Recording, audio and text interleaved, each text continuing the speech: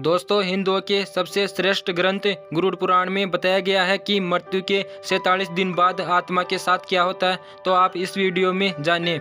दोस्तों, मृत्यु हमारे जीवन का अटल सत्य है, यानी जिसने इस पृथ्वी लोक पर जन्म लिया है उसे एक ना एक दिन अवश्य ही इस लोक को छोड़ना पड़ेगा। भगवत गीता में श्री कृष्ण ने भी कहा है कि आत्मा एक निश्चित समय के बाद एक शरीर को त्याग कर दूसरा शरीर धारण करती है, अर्थात शरीर तो नश्वर होता है जबकि आत्मा अमर होती है।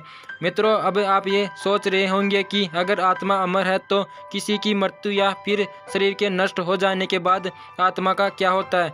तो दोस्तों, मैं आपको बता दूं कि मरने के बाद आत्मा के साथ क्या होता है। इसका वर्णन हिंदुओं के पवित्र पुराणों में एक गरुड़ पुराण में मिलता है, जिसमें यह भी बताया गया है कि मृत्यु के कितने दिनों बाद आत्मा यमलोक पहुंचती है और रास्ते में उसे किस तरह की यातनाओं का सामना करना पड़ता है। इसी पूरी यात्रा में 47 दिन लगते हैं, तो आप इस वीडियो में जानें कि गरुड़ पुराण में वर्णित कथा के अनुसार एक दिन भगवान विष्णु के वाहन गरुड़ उनसे पूछते हैं कि हे नारायण, मैं ये जानना चाहता हूँ कि मृत्यु के बाद आत्मा का क्या होता है और वह जीवात्मा कितने दिनों के बाद यमलोक पहुँचती है।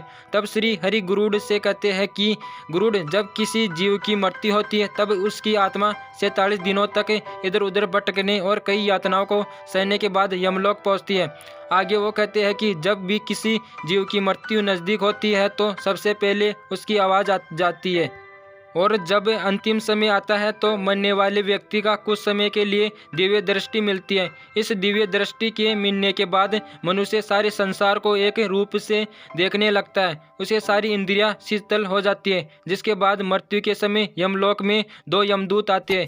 यमदूतों को देखते ही आत्मा डर से हा हा करने लगती है और शरीर से बाहर निकल जाती है।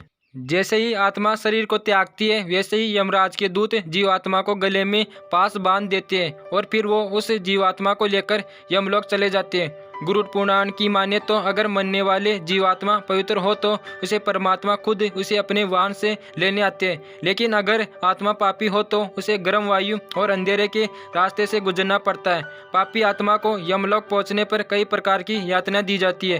फिर उसे दिन उस आत्मा को आकाश मार्ग से वापस उसी घर में छोड़ दिया जाता है जिस घर में उसने अपना शरीर त्यागा था। फिर इसके बाद घर आकर वह जीवात्मा अपने शरीर में फिर से घुसने का प्रयास करती है, लेकिन यमदूत के पास से बंधे होने के कारण ये नहीं कर पाती है। आत्मा न चाहते हुए भी अपनी अंतिम रस्मों को होते हुए अपनी आंखों से देखती है, यानी कि 12 दिनों तक आत्मा अपनों के बीच ही रहती है।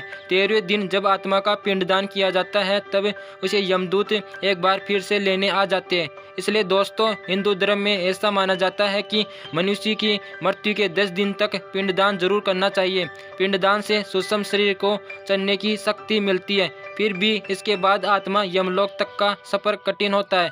उसके बाद शुरू होते हैं वैतरणी नदी को पार करने की यात्रा। अगर मनुष्य जीते जी गोदान किया होगा तो उसे गाय की पूंछ पकड़कर वह वैतरणी नदी पार करता है, अन्यथा इस नदी को पार करते समय भी पापी जीवात्मा को कई यातनाओं से होकर गुजरना पड़ता है। गरुड़ पुराण में वैतरणी नदी को गंगा नदी का रौद्र रूप में कहा गया है।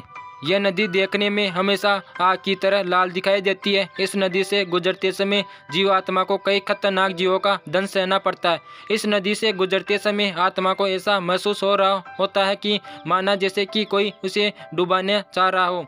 वैतरणी नदी पार करते समय उसे पीयूष से भी होकर गुजरना पड़ता है। इसी तरह पापी जीवात्मा को इस नदी को पार करने में 47 दिन का समय लगता है और उसके बाद जीवात्मा यमदूत के साथ यमलोक पहुंच जाती है, जहाँ उसे उसके कर्मों के अनुसार सजा भुगतने के लिए नरक में भेज दिया जाता है। इसलिए दोस्तों, अगर आप मृत्यु के पश्चात इस तरह के कष्टों को नहीं भोगना चाहते हो तो अपने जीवन काल में अच्छे कर्म करें, क्योंकि चाहे आप जिसके लिए भी जीवन भर बुरे कर्म करते हैं, ये याद रखिए कि मरने के बाद कष्टों को भोगने के लिए आप ही होंगे। तो प्यारे दोस्तों, आपको ये वीडियो अच्छा लगे तो हमारे चैनल को सब्सक्राइब कीजिए और गरुड़ पुराण से जुड़ी संपूर्ण कथाओं को जानने के लिए हमारे चैनल के साथ आप बने रहिए।